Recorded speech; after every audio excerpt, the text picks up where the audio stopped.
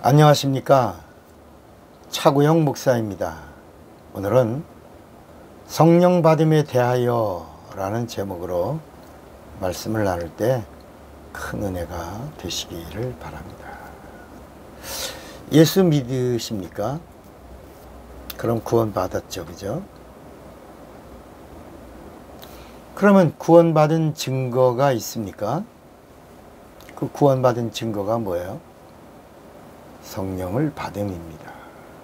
왜냐하면 성령은 구원받은 자들을 보증하고 인쳐주신다. 그래서 고린도 후서 1장 21절과 고린도 후서 5장 5절에 말씀하기 때문입니다. 그러면 성령 받은 증거가 있으십니까? 나 성령 받았다. 그 증거가 있으십니까? 그 증거가 있어야 성령 받은 거죠. 성령 받아야 예수 믿는 것에 보증을 얻는 거죠. 예수 믿는 것에 대한 인정을 받은 거죠. 그죠? 그러니까 성령 받음의 증거가 뭡니까? 성경은 그것을 방언을 말함이라고 성경이 말씀합니다. 이건 교리 얘기하는 거 아닙니다. 성경에 있는 말씀을 함께 나누는 겁니다. 우리 교리가 틀려라고 하고 귀를 닫지 마시고 성경이 뭐라고 말씀하시나. 그리고 차구영 목사가 35년 동안 1000교회 이상을 다녔어요. 우리나라 외국에 다 합쳐서 여러분 1000교회를 다니려면요 1년에 적어도 30교회 이상을 다녀야 합니다. 부흥회를. 그 이상을 다닌 사람입니다.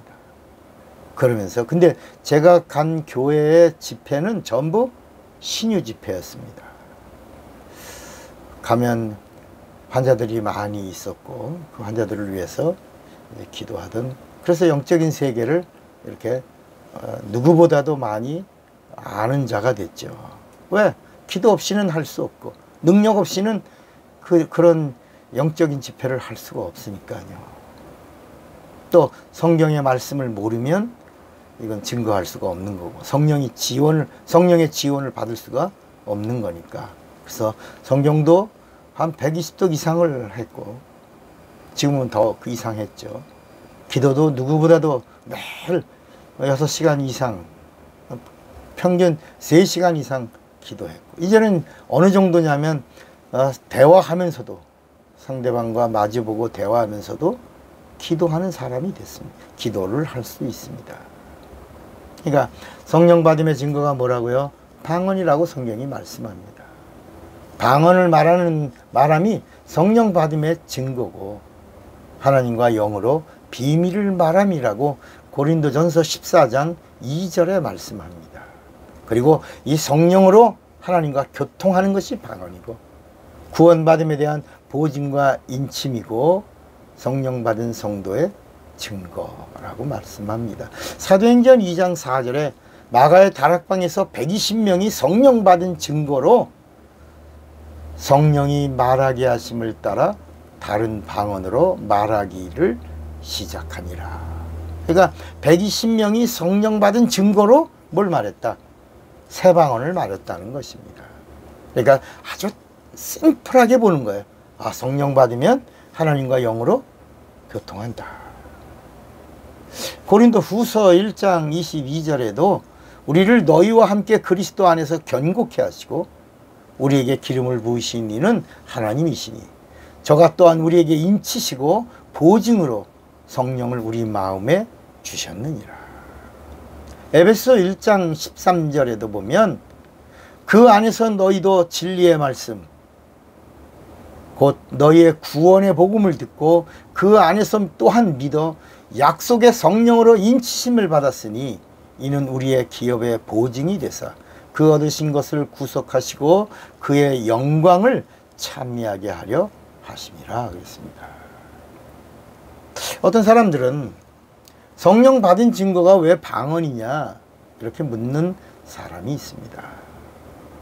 성령 받아 성령으로 예수를 그리스도라고 고백한 다른 사람에게 묻습니다.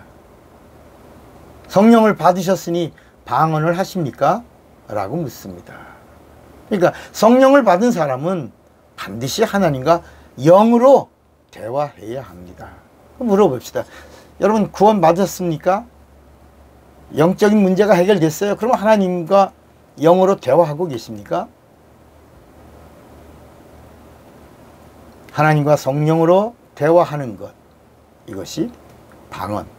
마가복음 16장 17절에 보면 믿는 자들에게는 이런 표적이 따르리니 저희가 내 이름으로 귀신을 쫓아내며 새 방언을 말하며 뱀을 집으며 무슨 독을 마실지라도 해함을 받지 아니하며 병든 사람에게 손을 얹은 즉 나으리라. 이렇게 말씀하십니다. 그대로 예수를 믿는 무슨 목사에겐 이런 표적이 따르니가 아니라 예수를 온전히 믿는 사람을 말합니다. 어떻게? 성령으로 믿는 사람을 말하는 것입니다. 새 방언을 하는 사람은 성령 받은 사람을 말합니다. 어떤 사람은 방언은 은사라고 말합니다. 그리고 방언은 은사 중에서도 가장 핫발이 낮은 은사, 이렇게 말하는 사람이 있습니다. 여러분, 하나님이 주시는 선물에, 하나님이 주시는 은사에 무슨 진바리가 있고 핫바리가 있습니까? 하나님이 주시는 거라면 이 턱이 떨어져 나가더라도 해야 되지 않겠습니까? 내가 예수를 믿는데 예수님이 성령 받아라, 성령 받으면 새 방언을 말한다, 이거는 제 말이 아니라 예수님이 승천하시기 바로 직전에 마가복음 16장 17절에 말씀하신 새 언약의 약속입니다. 예루살렘 떠나지 말라고도 하셨고, 부활하신 다음에 첫 말씀이 성령 받아라 하셨고, 그리고 성령 받으면 표적이 있다. 믿는 자들에게 표적이 있다. 내 이름으로 귀신을 쫓는다. 새 방언을 말한다. 뱀을 짚는다. 무슨 독을 마셔도 해함을 받지 않는다. 병든 사람에게 손을 얹어라. 낫는다. 이렇게 말씀하신 거야. 우리 이걸 믿는 자입니다. 또 어떤 사람들 말합니다. 성령의 은사는 받아도 되고 안 받아도 되는 선택사항이라고 말하는 사람이 있습니다. 여러분, 하나님이 우리에게 너 선택해라 해서 선택하라고 하신 겁니까? 아니면 예수 믿는 사람들의 필수를 말씀하셨겠습니까?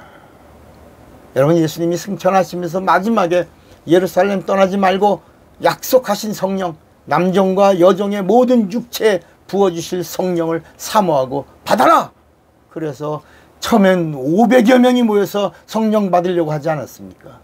그런데 380명 떨어져 나가고 120명이 마침내 마가의 다락방에서 성령을 받고, 성령 받은 증거로 사도행전 2장 4절에 그들의 혀에서, 입에서 새 방언이, 성령이 말하게 하심을 따라 새 방언을 말하기 시작하니라 그랬습니다.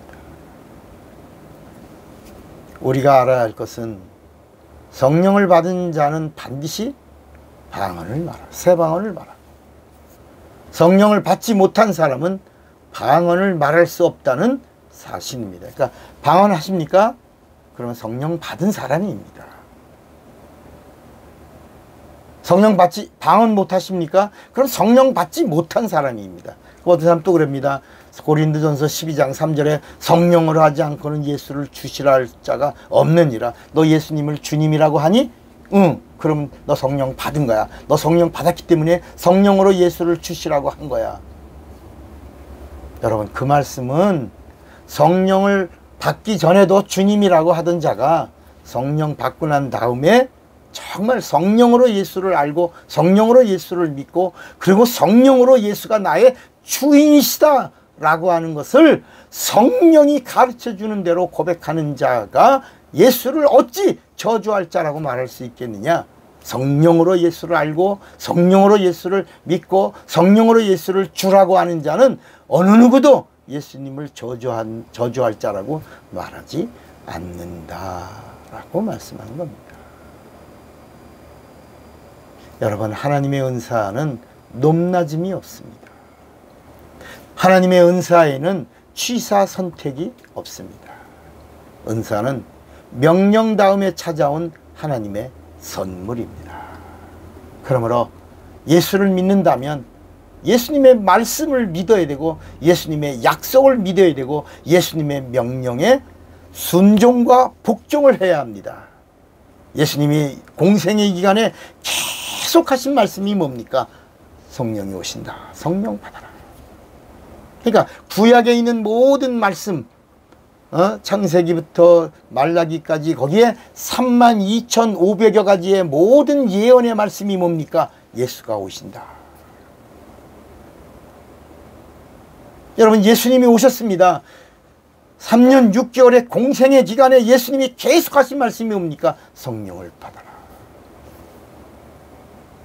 예수님이 부활하신 다음에 첫 번째 말씀이 뭡니까? 문들을 닫아 걸고 벌벌벌 떨고 있는 제자들에게 성령을 받아라. 40일 동안 계시면서 감람산에서 부활의 증인들 500명이 있는 가운데 승천하시면서 하신 주님의 지상 최후의 명령이 뭡니까? 약속하신 성령이 오신다. 성령을 받아라. 성령을 받은 다음에 성령으로 나를 알아라. 성령으로 나를 알고 성령으로 나를 믿어라. 성령으로 믿고 성령으로 나를 전하라. 이렇게 말씀하지 않으셨습니까? 성령을 받고 성령과 함께하는 성령의 사람이 되시기를 바랍니다. 차구영 목사입니다.